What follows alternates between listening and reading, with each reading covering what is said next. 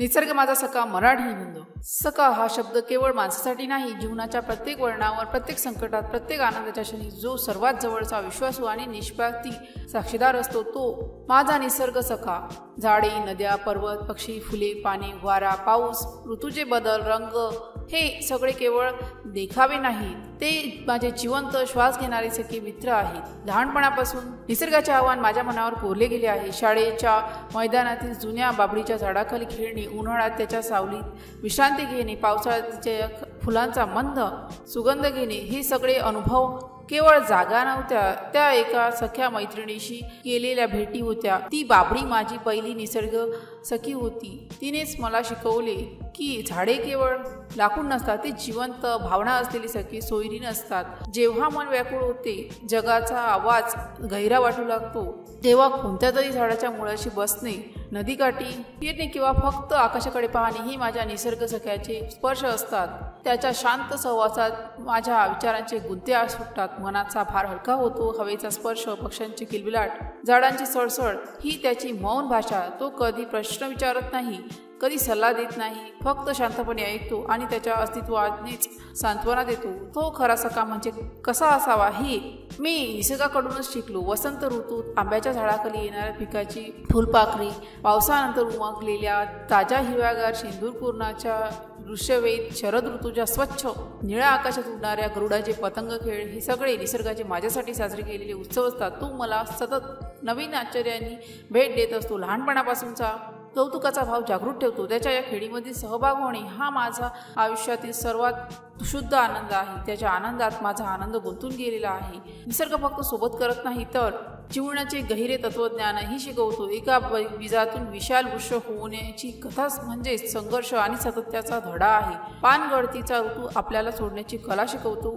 झाडाची मुळे खोलवर जाऊन दृढ होऊन राहणे हे मुळाशी राहण्याचे महत्त्वच दाखवते। रात्रीच्या अंधारानंतर सूर्योदयाच्या निश्चितपणे आशेचे संदेशवाहक आहे। पाण्याचा सततचा प्रवाह जीवनाची गती आणि बदलाची अपरिहार्यता सांगतो। हा माझा निसर्ग सखा, माझा सर्वोत्तम गुरु हे आहे। माणूस जगात कुठल्याही कितीही वाटत असला तरी निसर्ग त्याला कधी एकटे सोडत नाही। तो जात, धर्म, संपत्ती, अपयश किंवा यश यापासून अंधळ असतो।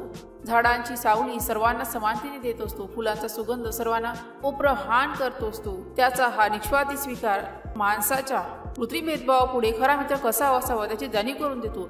त्याच्या या अव्याज समान गमात मी माझे खरे स्वरूप शोधू शकतो। तो आधुनिक जीवनाच्या भीती आणि गतीमध्ये आपण कधी कधी हा सर्वात जवळचा साक्षीदार विसरतो, पण तो कधी दूर जात नाही। एका छोट्याशा फुलात, एका चिमणीच्या चिवचिवाटात, सकाळच्या शीतल वाऱ्यात, सूर्यास्ताच्या रंगीबेरंगी आकाशात तो नेहमीच माझ्यासाठी उपस्थित असतो। निसर्ग माझा सखा हा केवळ विषय नाही, तो माझ्या अस्तित्वाचा अविभाज्य भाग आहे। तो माझा आधार, माझा आनंद, माझा गुरु आणि माझा सर्वात विश्वासू मित्र आहे। त्याच्याशी हे सख्यत्व माझ्या जीवनाला खऱ्या अर्थाने संपन्न करते। झाडे माणसाचे खरे मित्र। झाडे ही केवळ छाया व ऑक्सिजन देत नाही, तर मनाचा आधारही बनतात। पर्जन्य साक्षात जीवनदाता। पाऊस हा केवळ पाणी देत नाही, तर जीवनाला हिरवेगार चैतन्यही प्रदान करतो।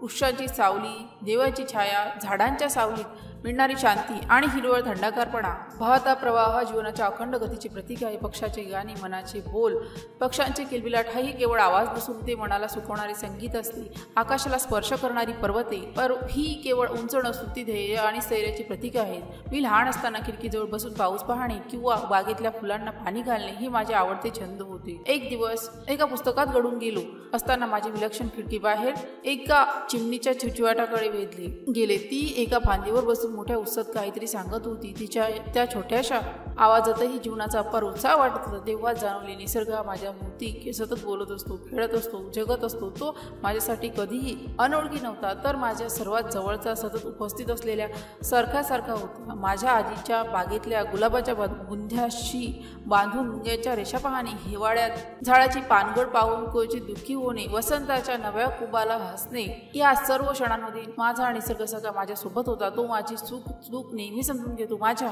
गप्पा नीट ऐकतो, त्याच्या शांत सहवासात मला माझे स्वतःचे स्थळ शोधायला मदत करतो. निसर्ग माझा सगळा हे केवळ शब्द नाही तर माझ्या अंतर्गतातील एक खोलवर वेगळ्या भाषेत व्यक्त होणारे सत्य आहे. त्याच्या या अव्यक्त मैत्रीमुळे माझे जीवन अधिकच अर्थपूर्ण झाले. जर या पोस्टशी संबंधित काही गोंधळ असेल किंवा आपल्याला अशा कोणत्याही विषयाची माहिती हवी असेल तर कृपया खालील दिलेल्या कमेंट बॉक्सद्वारे आपले प्रश्न आम्हाला विचारू शकता. या पोस्टशी संबंधित आणखीन काही प्रश्न असतील आपण आम्हाला ते देखील सांगू शकता की आम्ही त्या समस्या नक्कीच सोडवू.